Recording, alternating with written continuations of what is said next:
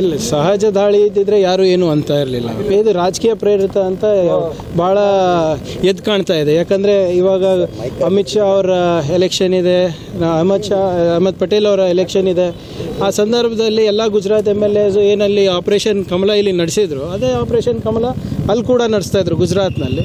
So ಆದ್ದರಿಂದ ನಮ್ಮ ಜನರಿಗೆ ಇಂಟ್ಯಾಕ್ಟ್ ಇಟ್ಕೊಳ್ಳಿಕ್ಕೆ ನಾವು ಇಲ್ಲಿ ಬಂದಾಗ ಸೊ ಎಲ್ಲ ಕೆಲಸಗಳನ್ನು ಬಿಟ್ಟು ಈಗಲ್ ಟನ್ನಿಗೆ ಯಾಕೆ ರೇಟ್ ಮಾಡಬೇಕು? ಏನು IT ಗೆ ಇವಾಗ ಬೇರೆ ಕೆಲಸನೇ ಇರಲಿಲ್ವಾ?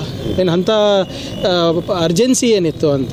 ಸೊ ಆದ್ದರಿಂದ ಈ ಸಂದರ್ಭಗಳನ್ನು ಮತ್ತು ಸನ್ನಿವೇಶಗಳನ್ನು ನೋಡಿದ್ರೆ ಇದು ರಾಜಕೀಯ ಪ್ರೇರಿತ ಅಂತ ಖಂಡಿತವಾಗೂ ಅನಿಸುತ್ತೆ. ಕೇಂದ್ರ ಸರ್ಕಾರ IT ದುರುಪಯೋಗ ಪಡ್ಕೋತಾ ಇದೆ. ಬರೀ IT ಅಂತಲ್ಲ, ಎಲ್ಲ ಸಂಸ್ಥೆಗಳು ದುರುಪಯೋಗ ಮಾಡ್ಕೋತಾ ಇದ್ದಾರೆ. ಇವಾಗ IT ಇರ್ಬೋದು, ED ಇರ್ಬೋದು, CBI ಇರ್ಬೋದು.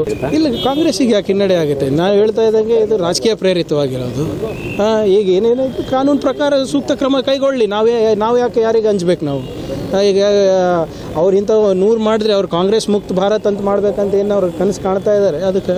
ಅದು ನನ್ನ ಆಗ್ಲಿಕ್ಕೆ ಅಸಾಧ್ಯದ ಮಾತಲ್ಲ. ಇವತ್ತು DK ಶಿವಕುಮಾರ್ ಆಯಿತು, ಇನ್ನೂ ಕೆಲವೊಬ್ರು ಪಟ್ಟಿನಲ್ಲಿದ್ದಾರೆ, ದಾಳಿ ಆಗ್ತದೆ ಅಂತ ಮಾಹಿತಿ. ಈ ಪಟ್ಟಿ ಮಾಡ್ತವ್ರು ಯಾರು? ಏನು IT ದವ್ರು ಮಾಡ್ತಾ ಇದ್ದಾರಾ? ಈ EDದವ್ರು ಮಾಡ್ತಾ ಇದ್ದಾರಾ? Who is doing this list? So ಅಥವಾ ಕೇಶವ್ ಕೃಪದಲ್ಲಿ ಆಗ್ತಾ ಇದೆಯಾ ಈ ಲಿಸ್ಟ್ಗಳು? ಅಥವಾ ಏನು RSS ಹೆಡ್ ಕ್ವಾರ್ಟರ್, ಇದು ಏನು BJP ಹೆಡ್ ಕ್ವಾರ್ಟರ್ಸ್ನಲ್ಲಿ ಆಗ್ತಾ ಇದೆ ಅದು ಡೆಲ್ಲಿನಲ್ಲಿ?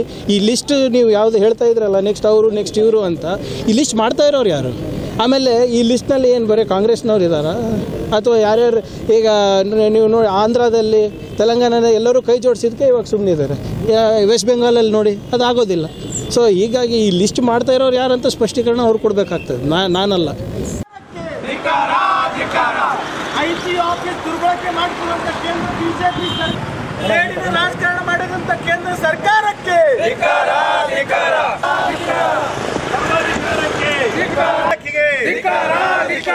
ಸೇಡಿನ ರಾಜಕಾರಣಕ್ಕೆ ನರೇಂದ್ರ ಮೋದಿಗೆ ಇದು BJPಗೆ ನುಂಗಲಾರದಂಥ ತುತ್ತಾಗಿ ಇವತ್ತು ಬೆಳಗ್ಗೆ DK ಶಿವಕುಮಾರ್ ಅವರು ತಮ್ಮ ಮತ್ತು ಶಾಸಕ ಸುರೇಶ್ ಬೆಂಗಳೂರಿನ ಅವ್ರ ಮನೆ ಮೇಲೆ ಆಗಂತುಕ ದಾಳಿ ನಡೆಸಿ ಅವರಿಗೆ ಮಾನಸಿಕ ತೊಂದರೆ ಕೊಟ್ಟು ಅಪಮಾನ ಮಾಡಿ ಇವತ್ತು ಸೇಡಿನ ರಾಜಕಾರಣ ಮಾಡ್ತಾ ಇದೆ.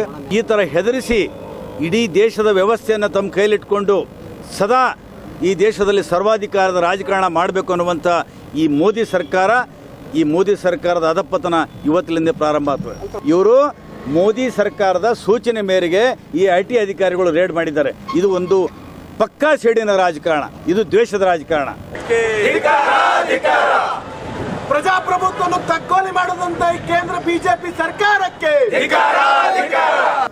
देखिए, आज सुबह सुबह हम टीवी देख रहे थे कि all of a sudden DK Shivakumar और सुरेश जी, उनके भाई जो है, और उनका PA और उनका MLC, सारे घर पे IT डिपार्टमेंट वाले अचानक रेड कर रहे हैं.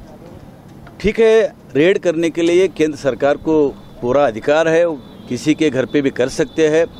लेकिन हम सवाल पूछते हैं, क्या इस वक्त कैसा DK शिवकुमार के प्रॉपर्टी के बारे में, उसके ब्लैक मनी के बारे में इनको याद आ गया? ये IT डिपार्टमेंट जो है सरकार की खिलौना बन गया, सरकार के हाथ में खिलौना बन गया, उसके गुलाम बन गया. ये बड़ा दुर्दशा है. हमारा देश में डेमोक्रेसी है, ये इमरजेंसी भी ज़्यादा खतरनाक है.